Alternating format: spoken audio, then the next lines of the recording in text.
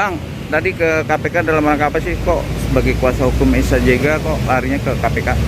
Yang pertama, kita ingin melakukan pembelaan dan perjuangan terhadap hak-hak asasi yang dimiliki oleh klien.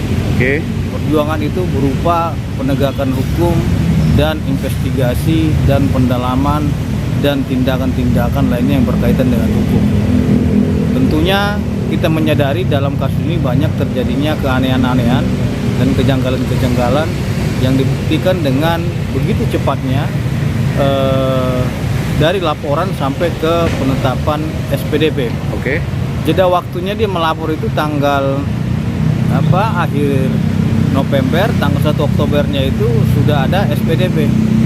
Artinya semestinya diberikan hak kepada klien kami Esa Jega untuk melakukan klarifikasi terlebih dahulu sebelum adanya SPDP kan gitu. Maka dari itu dalam jangka waktu 3 hari saya kira ini sangat aneh sekali, menjanggal, something wrong kan gitu. Maka dari itu kami ke Komisi Pemberantasan Korupsi mengingat dan berkaca daripada kasus Ronald Tanur yang kemarin, ya kan, 3 hakim ditangkap dan 1 mantan ketua pengadilan. Jangan terjadi hengki-pengki dalam penegakan hukum yang sedang berlangsung yang dialami oleh Atrena Esa Jega. Seperti itu. Oke, Bang, kalau Sanur itu kan masalah keputusan, Bang. Ini kan masalah penahanan. Kok bisa dikatakan ada dugaan korupsi, Bang? Iya, pertanyaannya begini, kita logika berpikirnya dalam pengacara, ya. Dalam proses laporan ke SPDP itu sangat kilat sekali. Wajar dong kita curigai. Ada apa ini? Kan begitu. Oke. Karena memang kecurigaan-kecurigaan kita itu untuk tidak menjadi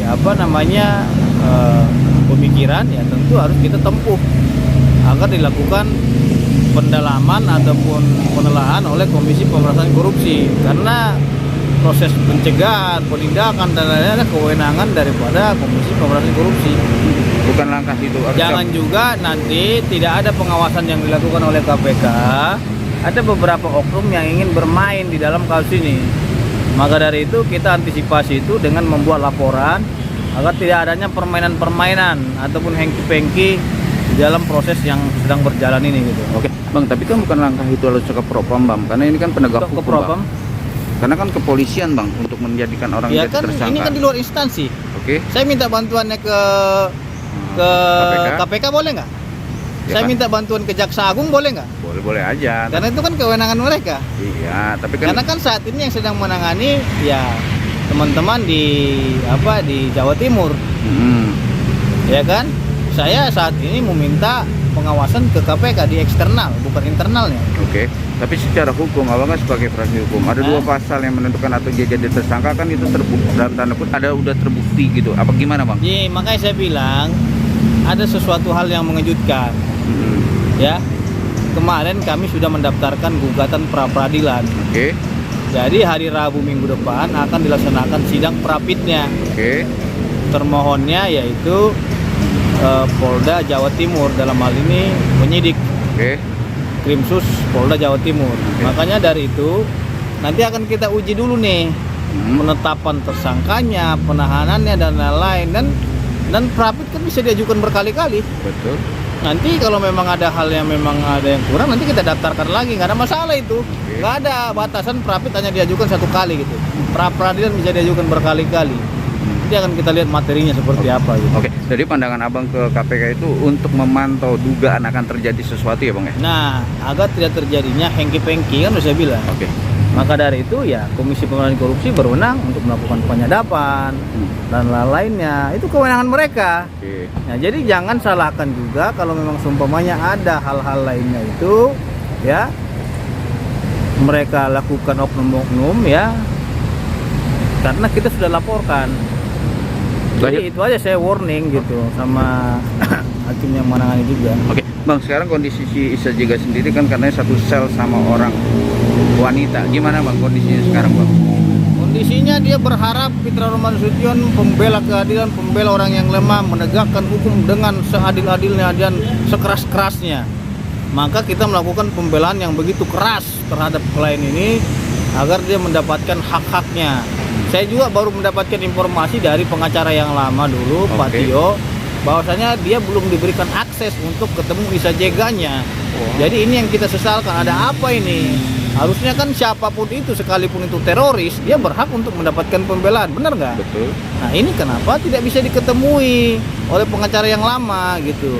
Maka nanti akan saya sampaikan ini kepada Irwasum Mabes Polri, Komjen Pol Dedi Prasetyo, bertepatan beliau adalah senior saya gitu. Oke. Lahir Bang, kemarin juga Abang berstatement bahwa akan ada lapor balik ke pelapor sendiri itu Isa Jega. Gimana Bang? Ini sedang kita susun kan? Kalau saya kan nggak pernah omong-omong, saya bilang ke KPK, saya ke KPK, pelapornya sudah ada di situ. Gitu. Nanti tanya aja ke KPK gitu. Kita bukan omong-omong, Bos. Kita dalam menangani perkara itu serius. Gitu loh. Apalagi saya kuasa resmi mendapatkan kuasa dari klien saya, ya saya harus jalankan kuasa itu untuk melakukan pembelaan kepada klien gitu. Jadi Abang sebagai kuasa hukumnya Isa Jega ada berpikiran negatif bahwa ini Bukan ada berpikir negatif. Berprasangka itu adalah tugas seorang pengacara. Apabila ada kejanggalan wajib saya buka. Bener nggak? Oke. Kalau saya ada berprasangka sesuatu yang janggal tapi tidak saya dobrak, berarti tidak sampai apa yang saya pikirkan. Makanya perlu nih didalami nih, kan gitu. Jangan pemikiran-pemikiran saya yang terganjal selama ini tidak terbuka lebar gitu loh. Karena ini sangat aneh sekali. Dalam 3 hari sudah naik sidik. Cepat sekali gitu loh. Orang kita aja belum diperiksa kok langsung naik sidik. Berarti kan sudah ada calon tersangkanya gitu. Dan langsung beberapa kemudian ditahan. Kan aneh. Harusnya kan diperiksa dulu saksi. Dengar dulu keterangan dia, klarifikasi. Jangan terburu-buru bos gitu loh. Orang kita juga sahabat, teman-teman banyak kita, senior kita di kepolisian biasa-biasa aja gitu. Karena ini memang hak hukum gitu. Ada dugaan kan Bang, bukan dalam arti kata langsung tersangka, dia juga udah ada pemanggilan 1-2 dan dia tidak hadir Bang saat itu dipanggil oleh Polda Surabaya sendiri Bang. Dibuktikan saja gitu loh. Nanti kan sudah diajukan pra peradilan. Nanti dibuktikan saja di pengadilan pemanggilannya mana gitu kan.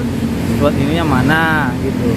Karena bukti yang kami peroleh itu LP pada tanggal kalau nggak salah 29 November, tanggal 1 Oktobernya itu sudah naik sidik. Sudah ada calon tersangka, kan aneh. Itu aja sih menurut saya ya.